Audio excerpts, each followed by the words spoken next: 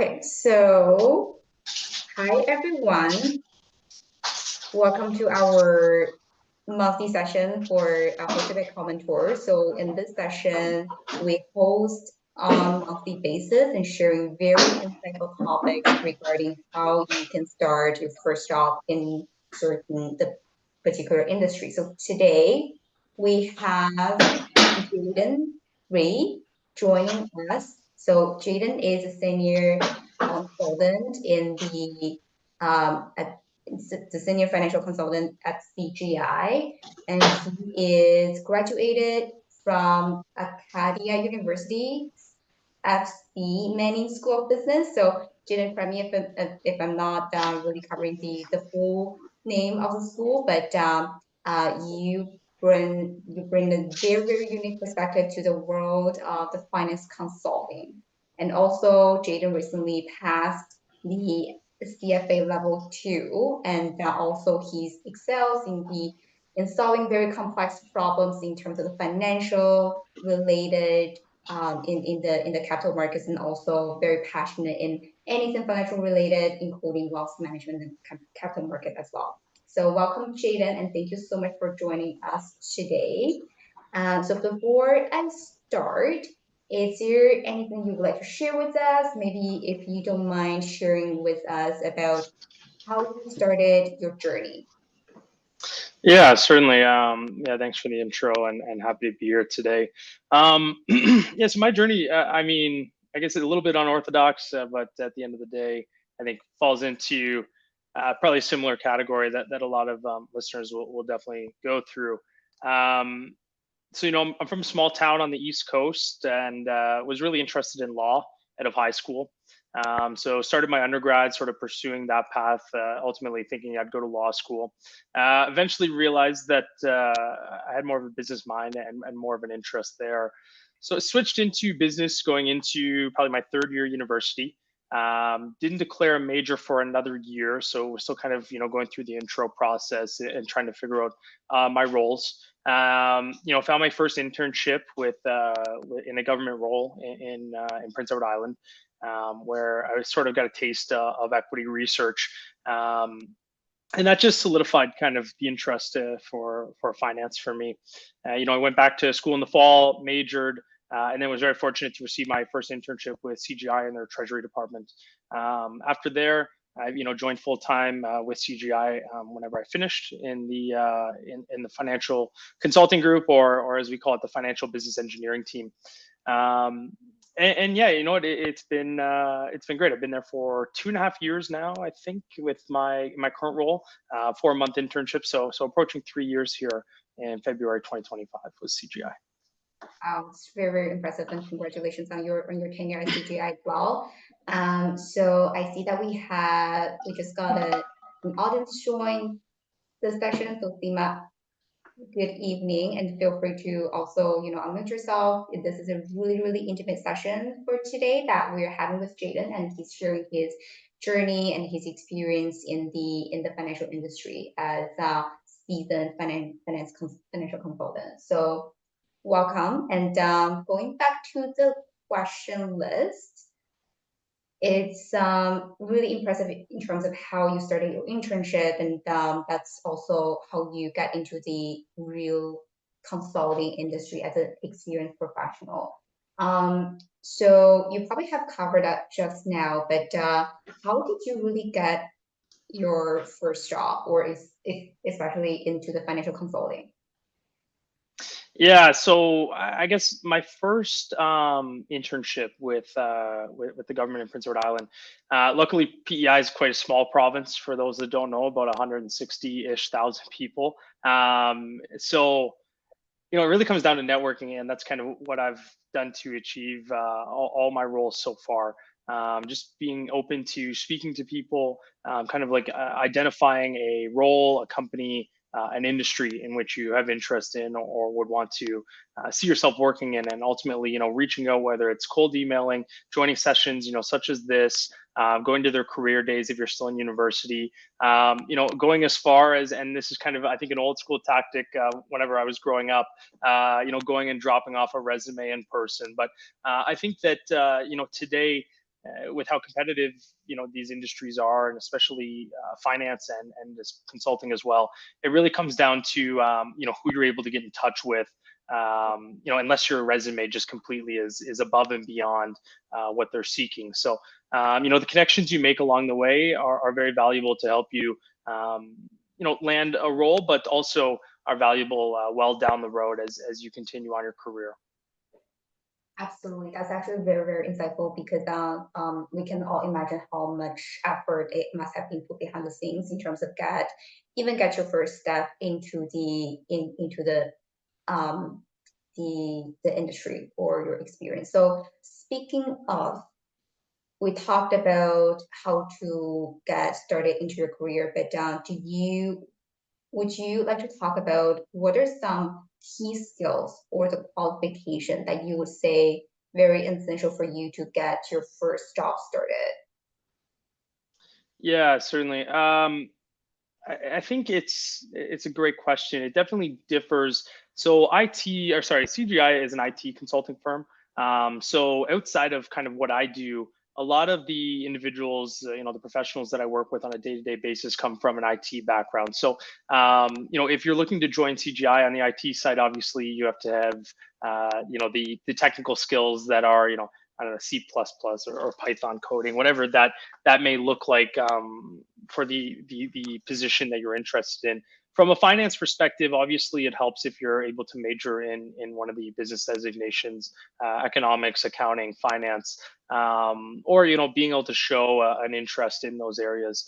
Of course, help kind of prove that, or at least show that your willingness to learn the industry. I have completed the 2 levels of the CFA and looking to complete the third and receive the designation, the charter. So of course, that definitely helps if you come from the accounting side, having the CPA background. I also think that you can learn a lot along the way and on the job, right? If you're a history major and you want to get a job in financial analysis, you just have to again show that track record. Maybe you get your first internship working a retail job, working the cash register, in your first year university, and slowly build that progression into a bank teller or so on. But I think just having that track record that shows these companies that you're very interested and dedicated in whatever field it is that you're pursuing is key in terms of gaining traction. Yeah, totally agree. So that sense of curiosity and also the willingness to learn and grow, that growth mindset is super, super important. And also, as you mentioned, on top of the hard skills, we're talking about the SQL, Python, or whatever the skills that might be required into getting into the financial the consulting industry. So that's also very, very important. So the hard skills and the soft skills, they're both are essential for students, especially when you're looking for your first job in the financial industry. So thank you so much for sharing. And I think we also talked about some of the designations and the credentials, and also interesting that you just recently passed your CFA level 2, which is great milestone. Congratulations. So how how much of the difference do you think has it made to your career so far? Yeah, I think I think the CFA in particular teaches you obviously a lot about finance. I think it definitely just widens your perspective and kind of your knowledge base. So, issues that I'm solving now, as opposed to leaning on maybe a more senior member from my team for advice or guiding me where I went wrong, I have a bit more of a base to start from, as well as to build from prior to maybe seeking their approval. I think one of the more valuable aspects is I ran into an issue the other day where I was looking at adjusted EBITDA, and I was saying, oh, I haven't done this in a while, but I was able to reference back to my textbooks, knowing, relatively what chapter it was, and finding that information quickly and providing a refresh. So I think that the CFA particularly, it helps you definitely deepen your knowledge base and kind of gives you that ability. Once you've learned it once, you can always just go back and refresh and bring it back up. Obviously, the CFA is a bit more geared towards hedge fund wealth management, so it's a bit different from what I do. But nonetheless, I think it helps show my employer as well as others that I do have a strong background in what it is that I'm speaking to, as well as just kind of gives you that guidance for whenever you do run into a problem that you don't know how to solve, at least where to start to go find it. Hmm. Right. So that's actually also really, really insightful in terms of having that foundation laid out and also using this as an opportunity or stepping stone to get connected to more experienced professionals. So that's really, really insightful. Thank you for sharing. So then talking about people who are considering to get their CFA designations or their chapters and levels, what do you think could be some challenges that some entry-level consultants might be facing in the financial consulting field? And how would you recommend them to overcome those? Yeah, I guess just actually to go back on the last question, I think you brought up something great, which I didn't mention, is the CFA definitely opens up a quote unquote fraternity of other charter holders or individuals progressing towards their charter. I know the CFA Society here in Calgary throws some fantastic events, runs a weekly newsletter with job postings. They're actually opening up a mentor-mentee one-on-one conversation with charter holders and people going through the charter. So can't speak well enough about the CFA charter and how the cities host their own societies. So that's fantastic. In terms of the CFA and going through that process, I think the most difficult thing is for an individual with the finance background, whether it be an undergrad or an accounting undergrad. The largest difficulty will just be the time commitment, especially when you're working, your full-time job, whether it is a 9 to 5 or extends beyond that, typical 9 to 5 hour range. Mhm. The CFA level 1 and 2, they recommend about 300 hours a piece.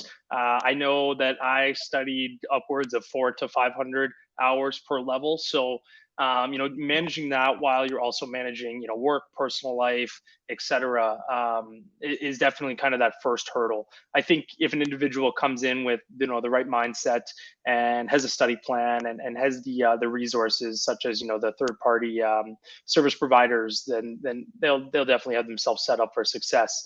But you definitely make sacrifices, and I think that that's something that the people around you, your family or friends, kind of have to be aware of. That there may not be a night that you can go hang out because you have to study.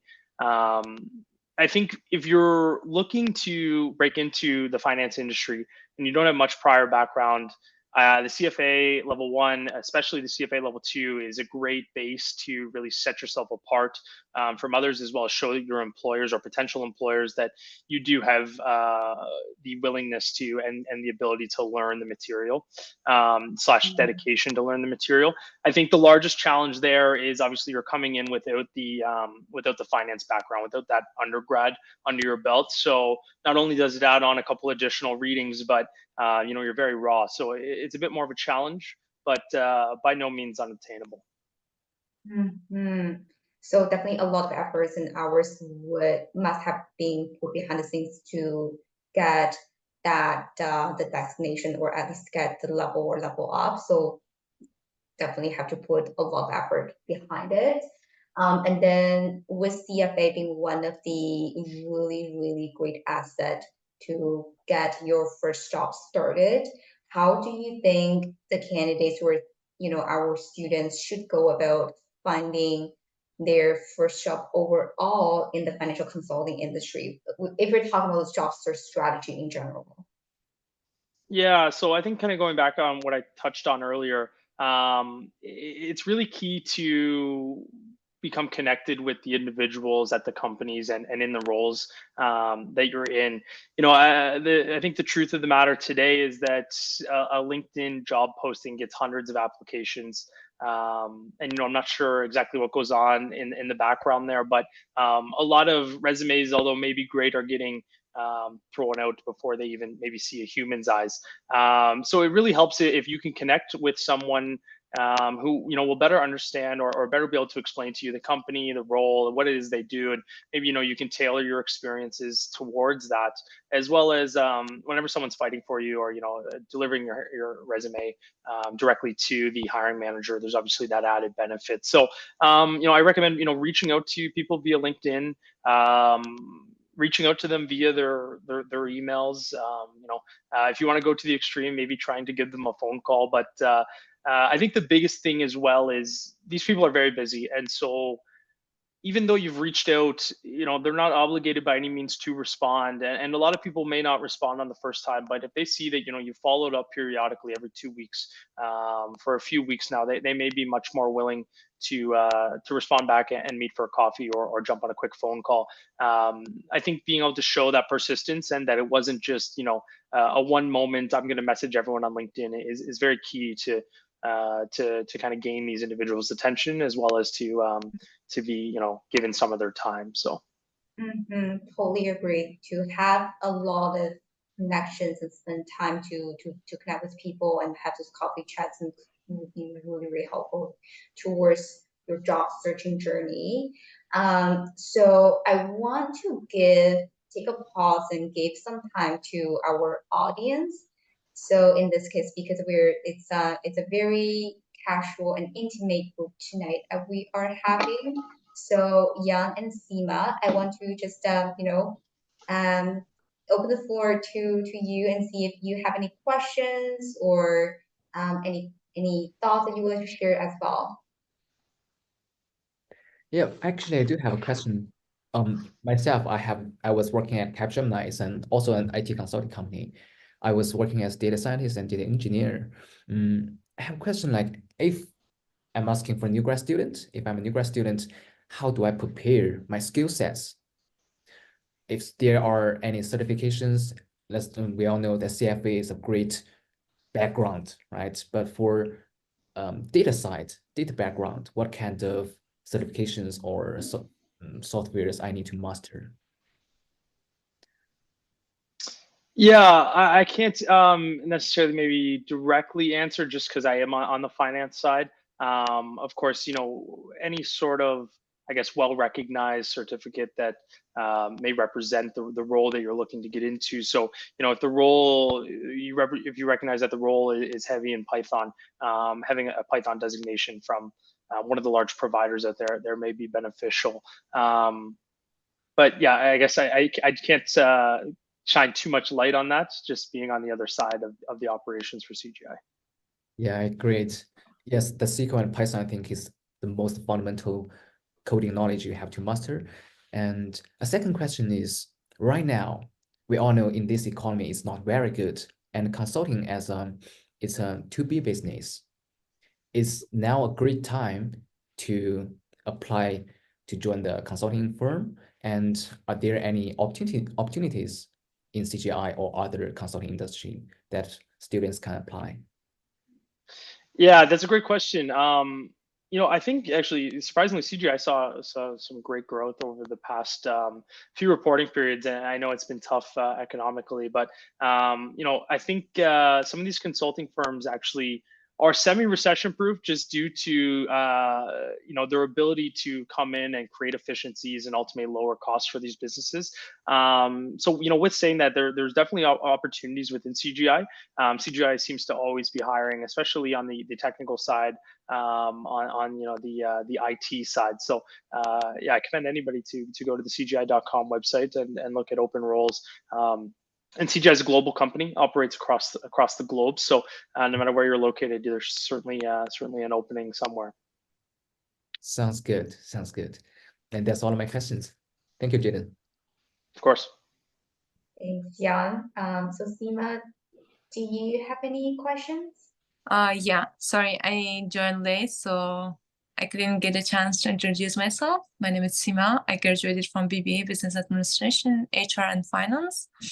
And recently, so I was working as an operation manager in a dental laboratory. Then I registered for LLQP as a financial. And I have a question. So I came to finance field, but honestly, I'm not sure which part I'm gonna go in because like I'm confused. Like which one is gonna be good and which one I'm gonna be fit on that role, on that position. So I couldn't find myself exactly to that exactly for that firm or that role. So my question is, if I'm gonna do like anyway, I'm till end of December. I have to give my test for LLQP, and I'm gonna get the certification. Sorry, about the license. I'm gonna be the licensed person. So that one is gonna be how much is gonna help me that I can be in the finance field. Yeah, I think you know, I don't have too much background on I guess on the hiring side, as well as you know, kind of what designations set you apart. But I think that anything that you're doing that can help you set yourself apart is obviously going to be a benefit. So you know, if the license or the designation that you're receiving is related to finance, it by no means doesn't hurt. So you know, hopefully that will shine well in you know, the resume, from your resume perspective. So I guess I don't know, you didn't directly maybe ask, but you sort of touched on what part of finance would be best for you. I think that's also, go ahead. And also, sorry, I would like to add about the job market, which one is gonna be more good that I can focus on that part. Thank you. Yeah, certainly. So you know, I guess I'm not entirely sure what the roles are that you have kind of available that you're looking between, and obviously that's a very individualistic choice in terms of, you know, what it is that you like to do. So I think, you know, doing a little bit of research is very important just to understand what exactly it is that, for example, a corporate controller does. You know, what it is that that the treasury team does, the risk management team. You know, luckily in the bigger cities, there's plenty of these roles in which you can kind of speak with individuals to really garner what they do on a day-to-day basis.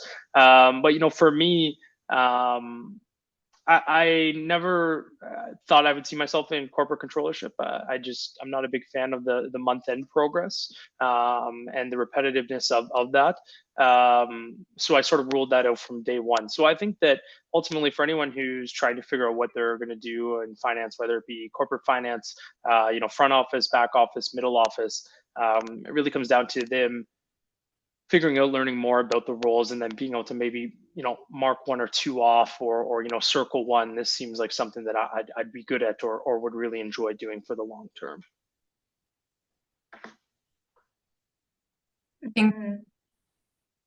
I guess I can also add a little bit from the recruiting and hiring side of the things, being with a little bit background on the recruitment side.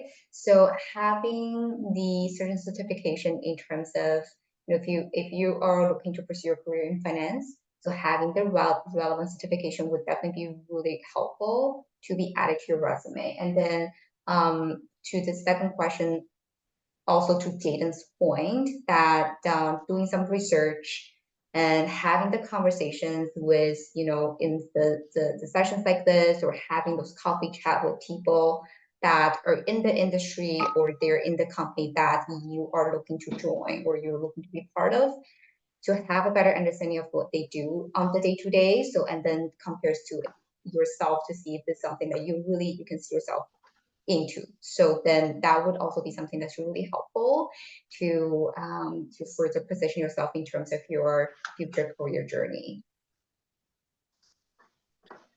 Actually, can I add up a question? It's about a promotion. Yeah. Because as we all know, consulting firm is different than other business. Consulting firm is working with client. And most of the time, actually, based on my experience, 80% of my time will be with client, not my colleagues. So I want to ask Jayden, how do you balance the relationships with the clients and with your managers or with your colleagues in your own company? So how was the difference and how to balance them? Yeah, that's a great question. I think that is definitely a challenge. Whether it be for a consulting firm or for a client-facing role. I think the most important part is just being results-oriented and being able to either demonstrate that or have word of mouth traveling back towards, excuse me, towards your fellow team members. So for us at CGI, we have I speak probably guaranteed bi-weekly with my manager, and so it's constant updates. Of course, there you have your own internal systems where you receive kudos or congratulations from the deal team, the bid team that you're working with on specific opportunities. So it definitely is a bit of a challenge because they don't see your day-to-day work, but at the same time, it's nice to kind of have that autonomy. And so I think that it's important to be able to, sell yourself, not only to get a job, but once you're in that job to, continue to be able to show the good work and what it is that you've accomplished. But staying in touch and being able to speak with your team and your seniors is important as well. Thank you, Jayden. And on that perspective, to what helps you promote as fast as possible in a consulting firm to make your clients satisfied with their work or make your manager I want to ask what's the key point to make yourself promote as fast as possible? Yeah, that's a good question.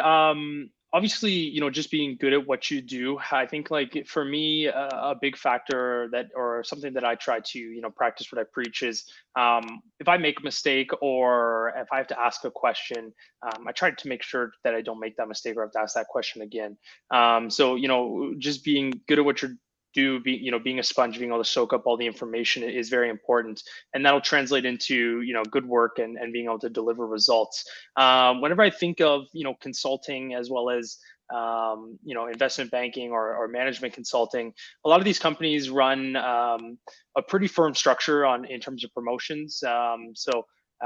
For CGI, typically 2 to 3 years as a consultant. You move to senior consultant, and then you got a specific amount of time there before you take the next step. It's very similar to investment banking or the management consulting firms where you're very that analyst level. Eventually, you get promoted to associate after X amount of years, and then from there on, to VP. But it is partially a time game as well as being able to deliver good results. But in terms of selling yourself, I think going back to what I just mentioned, you just have to continue to push forward as well as deliver good work day in and day out, and eventually, people will take notice. See, yeah, sounds good. And I believe there are time limits in most of the firms that you have to, even though you did a really wonderful job, but you have to wait 2 or 3 years. It's a certain time standard, then you can get promoted. Is that right? The same thing in CGI? Yeah, I mean, not necessarily always, but I think that for most places, that's probably pretty common, right? If you come in with previous industry, background experience, maybe it's 6 months, right? But I think it depends on a case by case basis. But I think that that's standard, especially coming out of university. Typically, you have to be in the role for a couple of years prior to getting that first promotion. That sounds reasonable. Thank you, Jayden. Of course. Thank you so much, Jayden. So I have 2 more questions on my end. So talking about, we're looking for jobs and preparing for our credentials and everything. Interview is really a must-have towards a journey. What would you recommend the candidates should expect in, the financial consulting job related interviews? Yeah, I think it'll definitely it'll definitely kind of vary on a case by case basis, just like anything. Down from the company to the role to even just the interviewer. A lot of interviewers have different styles or what they want to talk about. What they'll like. So what to expect, I think it really varies. What I would suggest is, if you're going to interview for a public company, maybe listen to their most recent earnings call. Listen to their CEO, to their CFO, and understand what it is that they're currently dealing with. What the industry looks like. You'll gain a lot of information about the company, about what they do on a day-to-day basis from that hour and a half call. From there, obviously, take it one step further, do a lot of research about the company, and more specifically about the role that you're interviewing for, right? So if you're interviewing, and I go back to kind of my internship, if you're interviewing for a treasury position, and you're here in Canada, understand what the Bank of Canada is doing with the key interest rates, understand where the bond yield's at, understand how and what adjusts or changes the Canadian dollar relative to other countries' currency. From a consulting perspective, typically in consulting, you have a lot more critical thinking questions.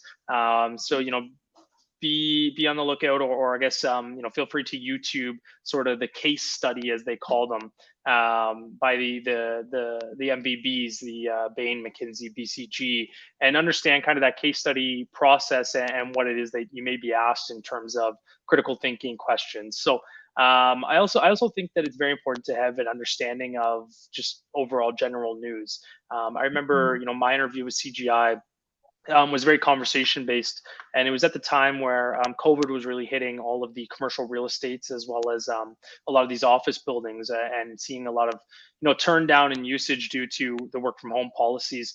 And so I know that my final interview for the financial business engineering team that I'm in today was all surrounded about that, and we discussed the economics, the financial impacts to companies, and how that can be handled moving forward. So it really bases, but I think that you could get a lot of information from, one, researching the company, listening to an earnings call, two, understanding how to structure critical thinking responses, and three, staying up to date in current events. Mm-hmm. That's actually a really great suggestion and advice in terms of even attending and listening in the earnings call, and also those investors day, and all these the financial related, the publications, and the news as well. So it's really special view from definitely from a financial thinking mindset. So yeah, very helpful. And thank you so much for sharing. So last question from my end. As we are closing off the session today, just want to see if there's any final suggestions in terms of how to suggest our future financial professionals in terms of continue growing their finance consulting careers. Yeah, I think something that sticks out to me is just never stop learning. Study hard, get a good GPA. Don't be afraid of taking on the extra work and getting an additional designation, or working your way towards a charter. I think a very important piece of information that I got from a friend's uncle was to look the part, and by that I mean, if you have an interview or you're going for a coffee, put on the button-up shirt, put on the tie, the suit jacket, or for ladies, put on the suit jacket if you're a suit jacket person, or some business casual wear. I remember I used to have a beard and a mustache, and it wasn't a very nice looking beard or a very well grown out beard, but he said, first thing he said, shave that, go get a haircut, learn how to tie a tie properly, play the part that you're looking to get into.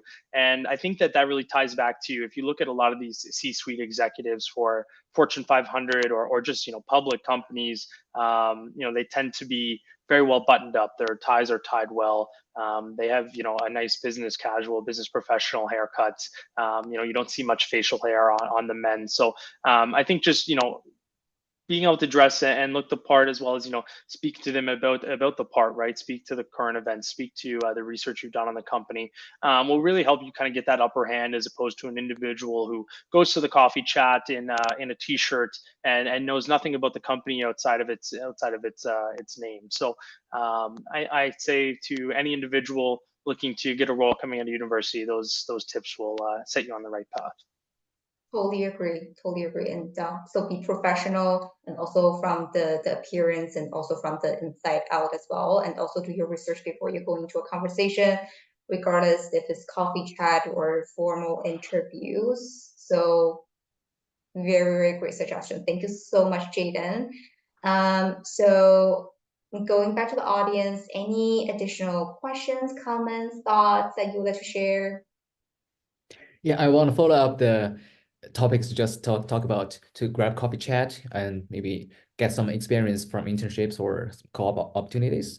But I want to ask about the time, you know, I remember when I joined the university, the first year, I'm also always want, hey, I'm gonna have some fun here. I'm gonna spend my time, parties, and make some friends. That's my first year of college. And second year, I will try to focus on my studies. I'm gonna do five courses this semester, and next semester I'm gonna do another 5. I'm trying to graduate as fast as possible. But when is the time to grab coffee chat, to network, and to find internships? At the first year, second year, or the third year, or even the last year? Which one is the best time, do you think? Yeah, I mean, I can't stress starting early enough. So if you're, I know, like, if you think about investment banking or one of the large consulting firms, these candidates, they typically start in second year. So, you know, if you can grab coffee and get your foot in the door in first year, second year, as early as possible. And, you know, if you're in fourth, fifth, sixth year of university, don't feel like you're behind the ball, because you know, you can start reaching out today. I would suggest, you know, to anyone still in that university looking to start networking, you know, do it as soon as possible. I think that it'll kind of set your path straight and make you understand maybe what it is that you need to achieve in the next 3-4 years of undergrad to eventually get to a role that you want to become. So yeah, can't say a specific time, but I'd say start ASAP. Yeah, that's great answer. I believe it's never too late to start it, but if you got a chance, make it as soon as possible, as early as possible. Thank you, Jayden. Certainly, of course. Amazing. I guess that's all for tonight. And thank you so much once again, Jayden, for your time. Really, really pleasure to have you here with us. So as mentioned, we will share the recording with the group and also on the YouTube. So hope that's okay. And then if there is any further questions, so feel free to, you know, even for Seema, feel free to reach out to us. We'll be really happy to also further connect. So, okay, well, thank you once again for joining, and enjoy the rest of your evening. Alrighty, thanks everyone. Thank you. Thank you, everyone. Thank you. Bye. Bye. Bye.